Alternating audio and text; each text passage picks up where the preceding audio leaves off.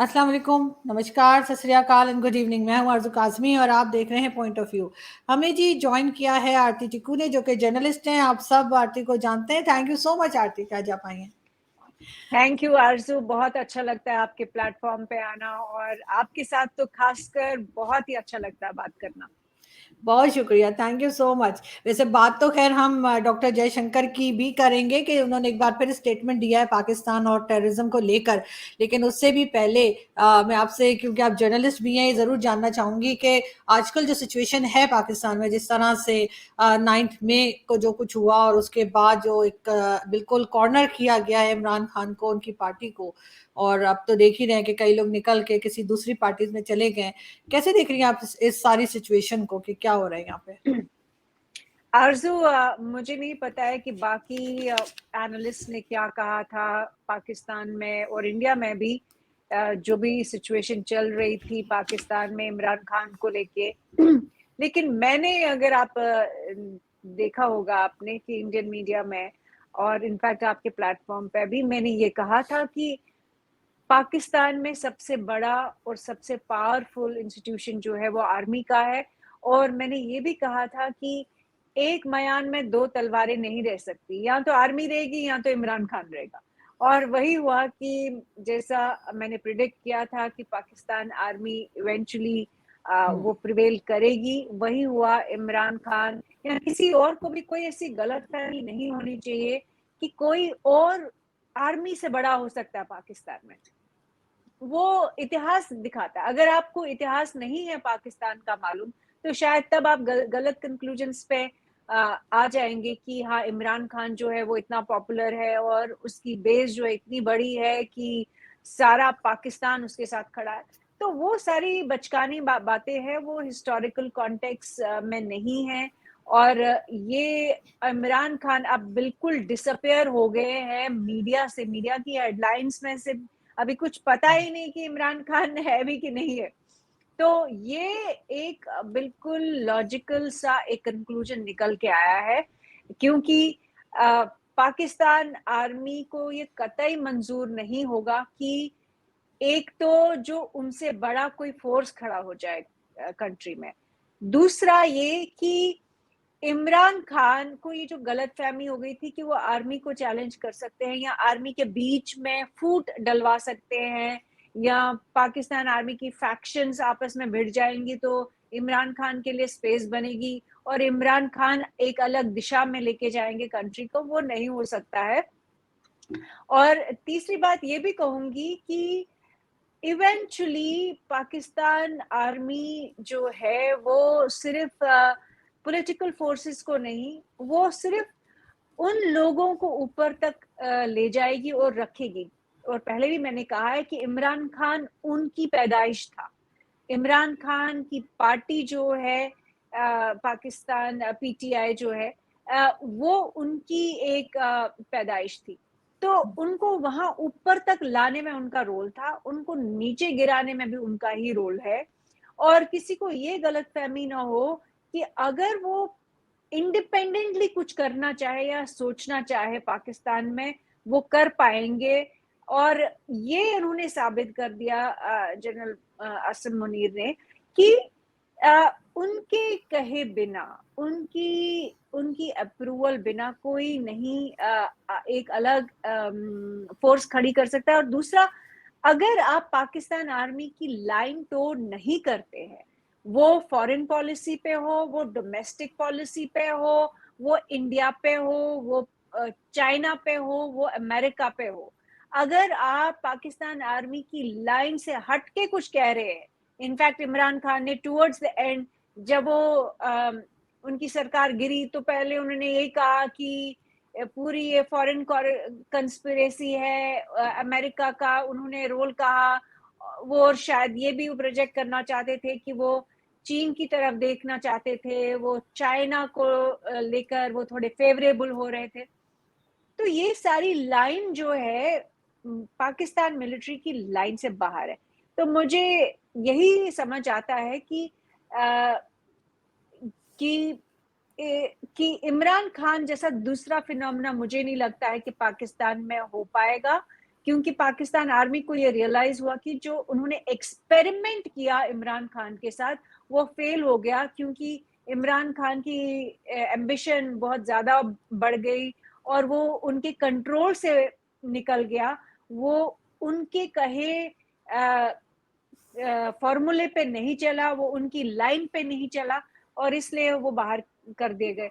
तो मुझे लगता है कि इससे काफ़ी ज़्यादा इंडिकेशन और मैसेज जो है पीपीपी को भी मिल रही है, पीएमएल को भी मिल रही है और जितनी भी बाकी पॉलिटिकल पार्टीज है उनको भी कहीं ना कहीं ये मैसेज मिला है कि आप पाकिस्तान आर्मी को ऑफेंड नहीं कर सकते, उनकी लाइन के खिलाफ नहीं हो सकते अगर आपको पावर में रहना है। लेकिन आप ये देखें कि जिस तरह से अभी जो हमारे पहले आर्मी चीफ रह चुके जनरल कमर जावेद बाजवा साहब, उनको जिस तरह से कोई अफगानिस्तान का शायद कोई था तो उसने इतनी बातें सुनाई यूरोप में, बुरा भला कहा, वो अपनी वाइफ के साथ बैठे थे। तो ये वाली जो चीजें हैं ना कि जो इन लोगों को पहले कुछ कहा नहीं जा सकता था लेकिन अब लोग बोलने लगे, चाहे वो पाकिस्तान के हों चाहे अफगानिस्तान के हों, ये चेंज आपके ख्याल से पहले भी था, दिखता नहीं था, या ये इमरान खान लेकर आए? देखिए आरजू, ये बाजवा आउट ऑफ पावर के बाद उनको कोई कुछ कहे तो बड़ी बात नहीं है, बट अगर जब आप पावर में होते हैं, क्या कोई हिम्मत कर सकता है कि कोई पाकिस्तान के आर्मी चीफ को कोई चैलेंज कर सके या आईएसआई के चीफ को कोई चैलेंज कर सके पाकिस्तान में? मतलब जो करंटली जो सर्विंग होता है, जब आउट ऑफ पावर हो जाते हैं तो हाँ लोग हिम्मत कर सकते हैं, वो उनके मुंह पे बोल सकते हैं, थूक सकते हैं, चप्पल भी मार सकते हैं, ऐसा कई बार हुआ है। लेकिन सर्विंग जब आप होते हैं तो आपके पास इतनी ताकत होती है कि जो जिसके पास कोई ताकत नहीं है वो क्या बोलेगा आपको। तो ये मुझे लगता है कि हाँ, ये इमरान खान की वजह से एक बहुत बड़ा तबका जो है वो कहीं ना कहीं ये रियलाइज कर रहा होगा कि हाँ, पाकिस्तान आर्मी इतनी बड़ी पावरफुल इंस्टीट्यूशन है कि उनके साथ लड़ने के लिए बहुत ज्यादा आपको ताकत होनी चाहिए।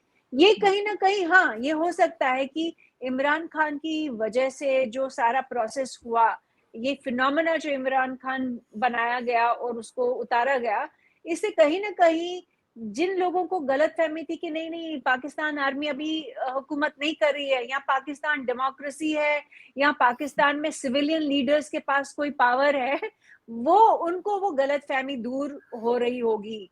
और रिटायरमेंट के बाद आप किसी भी जनरल को आप देख लीजिए, परवेज मुशर्रफ अपने टाइम पे कितने पावरफुल जनरल, मतलब कि पूरी दुनिया में सितंबर 11 के बाद सबसे इम्पोर्टेंट सिग्निफिकेंट आर्मी जनरल कोई अगर था तो वो परवेज मुशर्रफ थे, क्योंकि उन्होंने वॉर ऑन टेरर जो अमेरिका का डिक्लेयर हुआ अफगानिस्तान में उसका साथ दिया, और अंदर पाकिस्तान के अंदर उन्होंने जो पाकिस्तान के खिलाफ टेरर ग्रुप्स थे उन पे क्रैकडाउन किया, जो इंडिया के अगेंस्ट टेरर ग्रुप्स थे उनको जिंदा रखा। और ये सब होने के बावजूद आप सोचिए कि परवेज मुशर्रफ को बहुत ही जलील होना पड़ा करगिल वॉर में, आपको याद होगा 99 में। इतनी जलालत होने के बाद भी किसी ने पाकिस्तान में जुर्रत नहीं की कि परवेज मुशर्रफ को कुछ बोले कि आपने ये क्या किया पाकिस्तान के साथ, आपने अपनी फौज करगिल भेजी और जब वो मारे गए वहां पे उनकी लाशें भी आपने एक्सेप्ट नहीं की। तो किसी की ये हिम्मत तो नहीं हुई उनको बोलने की जब वो पावर में थे।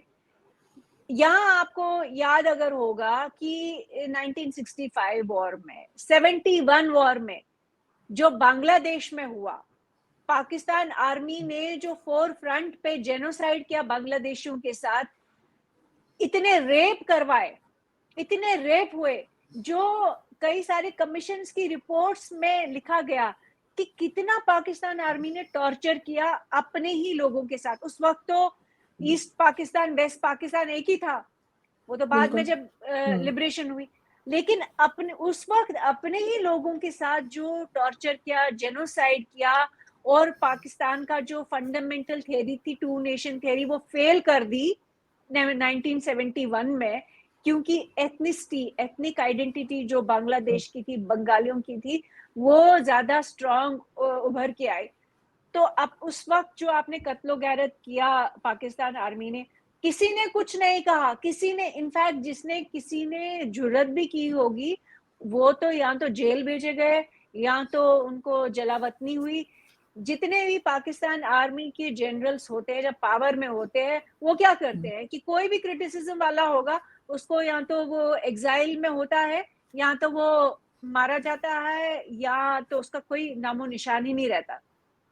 तो ये मैं नहीं मानूंगी कि ऐसा कोई इमरान खान ने कोई चेंज ट्रांसफॉर्मेशन लाई ये सोच में, क्योंकि आज की डेट में ये कहूंगी कि जिनको गलत फहमी थी, जो थोड़े डिल्यूजनल हो गए थे कि पाकिस्तान की एक डेमोक्रेसी है, सिविलियन लीडरशिप है, सिविलियन पावर है, उनको सबक सिखाया और उनको कहीं ना कहीं रियलाइजेशन दी कि मिलिट्री सबसे ज्यादा पावरफुल इंस्टीट्यूशन है पाकिस्तान। बिल्कुल ऐसे ही, क्योंकि बहुत से लोगों ने कुछ टाइम पहले ये भी कहना शुरू कर दिया था कि इमरान खान सबसे पावरफुल हैं, और इमरान खान ने जो है वो एजेंसीज को या एस्टैब्लिशमेंट को कॉर्नर कर दिया है। लेकिन अगर हम बात कर रही थी जैसे आप कारगिल वॉर की, तो वो तो खैर जब परवेज मुशर्रफ हट गए तो उसके बाद कई लोगों ने कहा कि जी वो एक ब्लंडर था, और अभी तक उस चीज को एक ब्लंडर ही माना जाता है। लेकिन अगर हम बात करें डॉक्टर जयशंकर की, तो उन्होंने एक बार फिर टेररिज्म के साथ पाकिस्तान के ऊपर बात की है, और उनका फिर वही कहना है कि टेररिज्म को बंद किया जाए तो फिर पाकिस्तान से बात की जा सकती है। आपने अगर वो न्यूज देखी हो, आप क्या कहेंगे? बिल्कुल, डॉक्टर जयशंकर की फॉरेन पॉलिसी, उनके आप स्टेटमेंट्स लीजिए, स्पीचेस लीजिए, मुझे लगता है कि एक बहुत ही इंसाइटफुल, बहुत ही सुलझे हुए, बहुत ही क्लियर थिंकिंग वाले फॉरेन मिनिस्टर है इंडिया के एज ऑफ टुडे। और वो उन कहीं कहीं पे भी वो कंफ्यूजन का स्कोप नहीं रखते, कहीं पे भी वो एम्बिग्यूटी में बात नहीं करते, बहुत सीधी सटाक बातें करते हैं। और ये मानना पड़ेगा कि इंडिया की जो फॉरेन पॉलिसी है या विजन ऑफ द वर्ल्ड है, उसको बहुत अच्छे से आर्टिकुलेट करते हैं। प्राइम मिनिस्टर मोदी का जो विजन है, उन्होंने बहुत ही खूबी के साथ वो बताते हैं। और जो स्टेटमेंट दिया है डॉक्टर जयशंकर ने, वो बिल्कुल मैं कहूंगी कि जो ग्राउंड पे सेंटिमेंट है इंडिया में, उसी सेंटिमेंट को उन्होंने बहुत अच्छे से रिप्रेजेंट किया है। वो ये कोई भी इंडिया में आज की डेट में एक्सेप्ट नहीं करेगा कि पाकिस्तान के साथ बात जो है वो अनकंडीशनली हो, कोई एक्सेप्ट नहीं करेगा। इनफैक्ट ये अगर किसी को गलत है कि यहाँ अपोजिशन जो है या कोई और जितने भी है एंटी बीजेपी या एंटी गवर्नमेंट जो लोग यहाँ पे खड़े हैं, वो ऐसी बात करने की ये करेंगे, मुझे नहीं लगता है वो कर पाएंगे या करेंगे। क्योंकि ग्राउंड पे सेंटिमेंट ये है कि पाकिस्तान के साथ अनकंडीशनल बात जो है वो नहीं हो सकती है। और ये कंडीशन सबसे बड़ी यही है आरजू की, इनफैक्ट मुझे लगता है गवर्नमेंट ऑफ इंडिया की कंडीशंस पाकिस्तान गवर्नमेंट के पास पड़ी हुई है। उसमें दो तीन जो टॉप की कंडीशंस, वो तो यही है कि टेररिज्म पहले आप बंद कीजिए, क्रॉस बॉर्डर टेररिज्म आप बंद कीजिए। जो पिछले साल इन्फिल्ट्रेशन करके आए हैं, मैं चूंकि कश्मीर में ग्राउंड पे काम करती आ रही हूँ, और मुझे पता है कि इन्फिल्ट्रेशन हुई है जम्मू के एलओसी से, कश्मीर के एलओसी से। फॉरेन टेररिस्ट जिनको हम कहते हैं, पाकिस्तानी टेररिस्ट जो है वो कश्मीर में है, अभी भी है। और ये जब तक नहीं बंद होगा, तब तक बात करना ऑलमोस्ट मैं कहूंगी इम्पॉसिबल है। वो इसमें कोई भी कहीं पे भी मुझे नहीं लगता है कि कोई गुंजाइश है, क्योंकि इस देश के लोगों को 26/11 याद है। इस देश के लोगों को अजमल कसाब ने जो अपना दरिंदा होने का सबूत दिया 26/11 पे, वो याद है, वो किसी को भूला नहीं है। इस देश में 3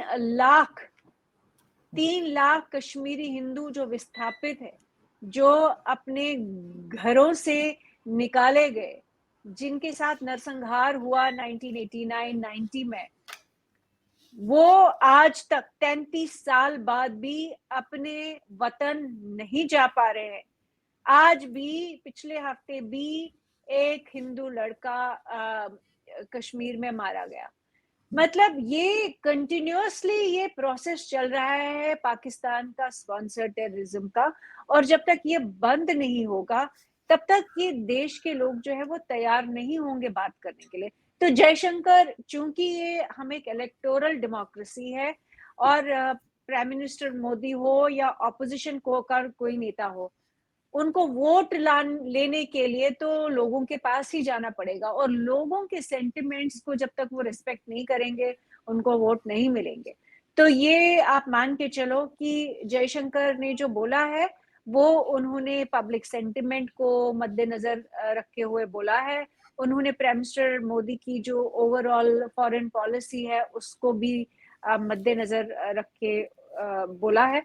और यही कहूंगी मैं कि सबसे बड़ा सबूत कि जब तक ये किलिंग्स होती रहेंगी, जब तक ये लोग मारे जाएंगे पाकिस्तान स्पॉन्सर्ड टेररिज्म की वजह से, तब तक बात नहीं हो सकती।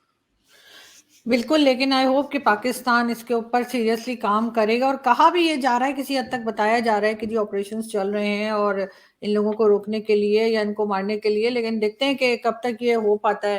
लेकिन अगर हम बात करें दोबारा डॉक्टर जयशंकर की, और उन्होंने कनाडा में जो एक आपकी जो प्राइम मिनिस्टर पहले रह चुकी हैं इंदिरा गांधी जी, उनके ऊपर जो है सेलिब्रेशन चल रही थी उनके असैसिनेशन के ऊपर।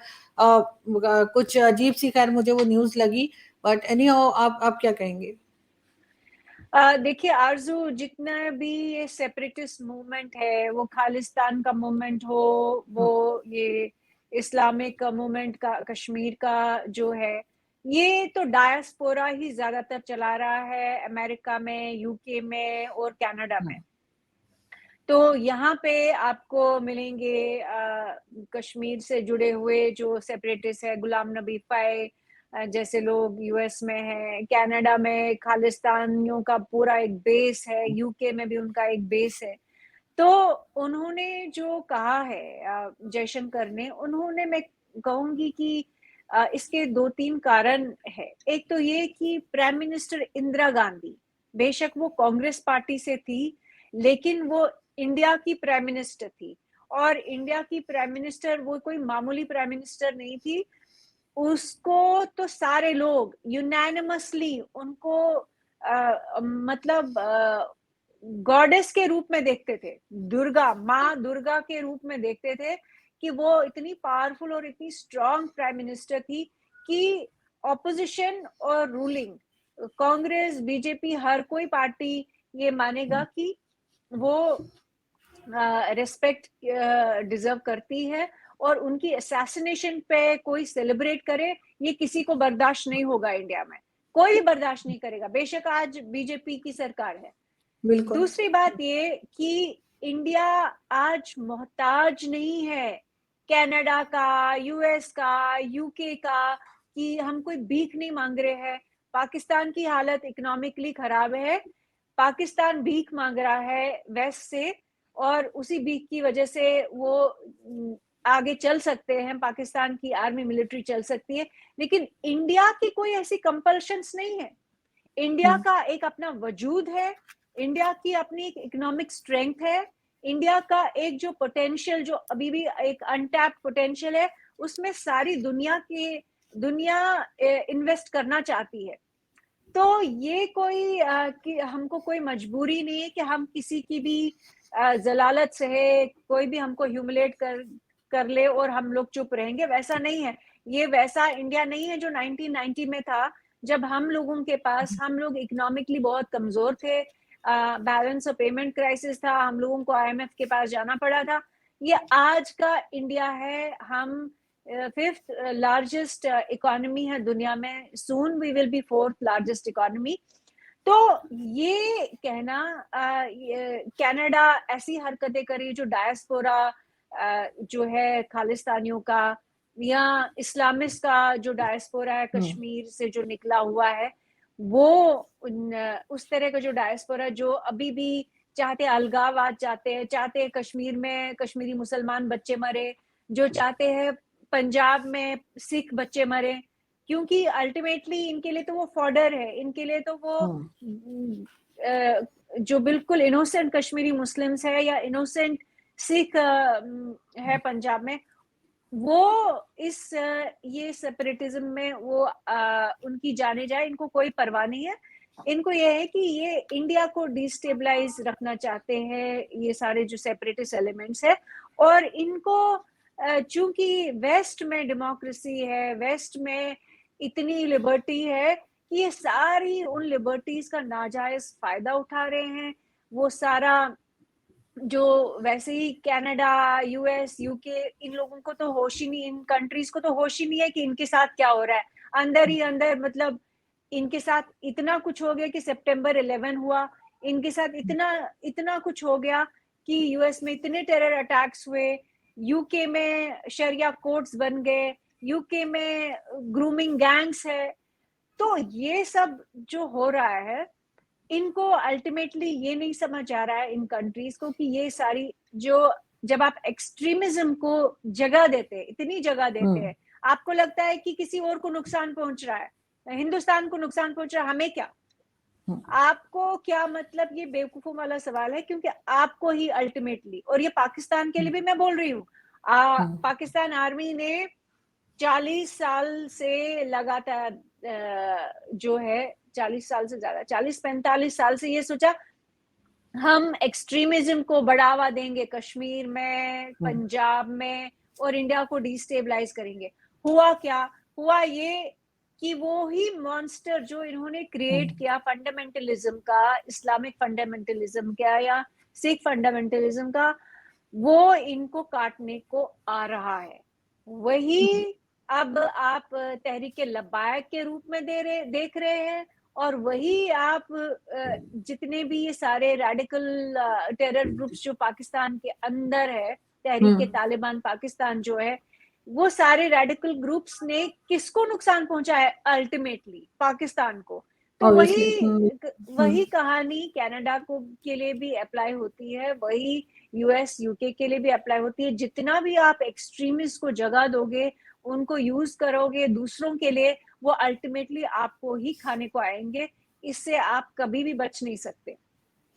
बिल्कुल ऐसा ही है, क्योंकि चलें अगर पाकिस्तान में कुछ होता है, मुझे समझ आती है कि यहाँ पे जिस तरह के लोग रहते हैं या जिस तरह से लोग सोचते हैं, लेकिन कनाडा जैसी कंट्री में ये सब कुछ हो, वो चीज़ जो है वो काफ़ी हैरत अंगेज है, क्योंकि वहाँ पे इस तरह की परमिशन नहीं होनी चाहिए कि वो लोगों को इतनी स्पेस दें कि वो किसी के बारे में इस तरह से भी बात करें, या इस किस्म की सेलिब्रेशंस तो खैर अजीब सा लगता है, लेकिन सेलिब्रेशंस करें।